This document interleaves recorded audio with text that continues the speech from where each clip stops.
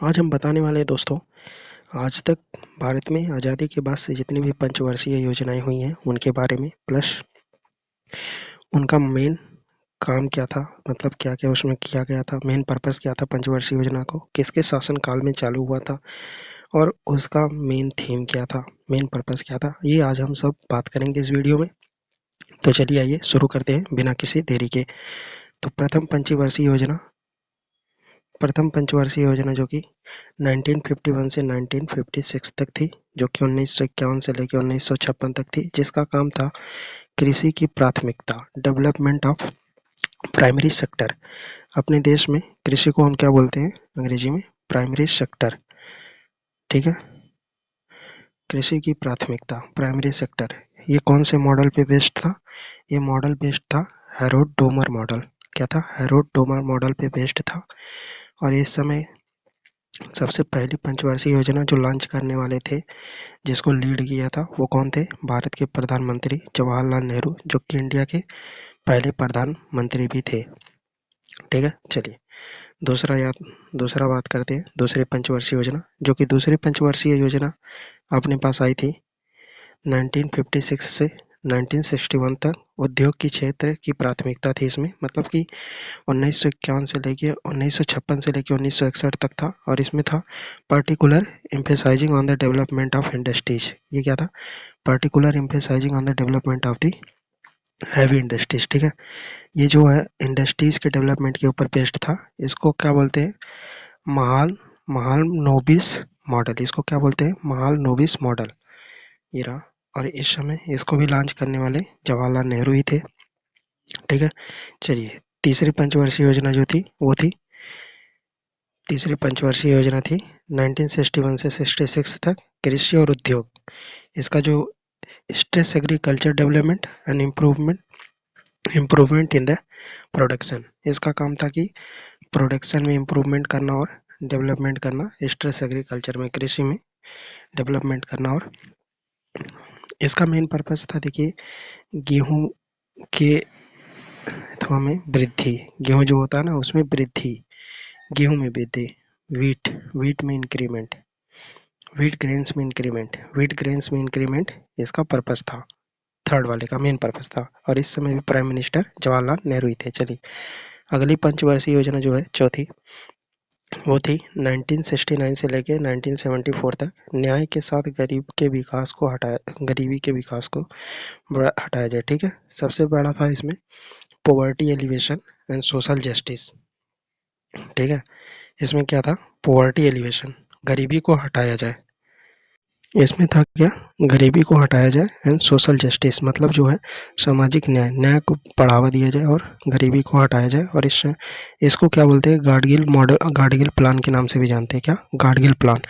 और इस समय इसके जो प्राइम मिनिस्टर थी वो थी इंदिरा गांधी, जो कि भारत की पहली महिला प्राइम मिनिस्टर बनी है, इंदिरा गांधी। ठीक है, चलिए अगला पंचवर्षीय योजना आता है पांचवी पंचवर्षीय योजना, जो कि 1974 से लेके 1979 तक था, जो कि गरीबी उपशमन और आत्मनिर्भरता के ऊपर डिपेंड था। जो कि क्या था?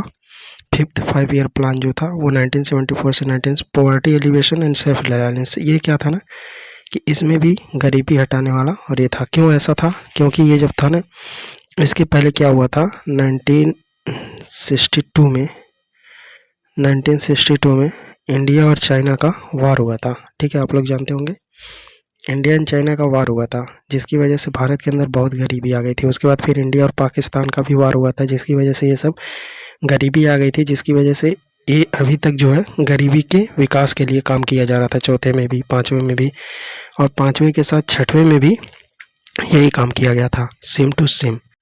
छठी प्रधानमंत्री कौन थी? इंदिरा गांधी थी। छठी पंचवर्षीय योजना बिल्कुल पांचवी पंचवर्षीय योजना की तरह थी। चलिए अब अगली पंचवर्षीय योजना के बारे में बात करते हैं। सातवीं पंचवर्षीय योजना थी, जो कि 1985 से लेकर 1990 तक चली हुई। 1985 से लेकर 1990 तक फूड प्रोडक्शन, रोजगार उत्पादक, जिसका काम क्या था? Food production, employment and fertility. क्या चीज़? उत्पादकता में वृद्धि, रोजगार में बढ़ावा और फूड प्रोडक्शन, यही काम था छठवें सातवें। इस समय इसके जो ऑर्गेनाइजर थे, इसको जो लीड किए थे वो कौन थे? राजीव गांधी। इसको कौन लीड किया था? राजीव गांधी, उस टाइम के प्रधानमंत्री राजीव। अगली पंचवर्षीय योजना, 8वीं पंचवर्षीय योजना, जो कि 1992 से लेकर 97 तक, 1992 से लेकर 1997 तक, generation of advocate employment and population control.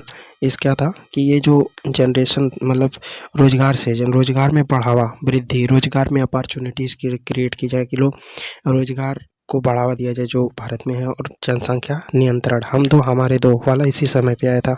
कब आया था? हम दो हमारे दो 8वीं पंचवर्षीय योजना के तहत आया था।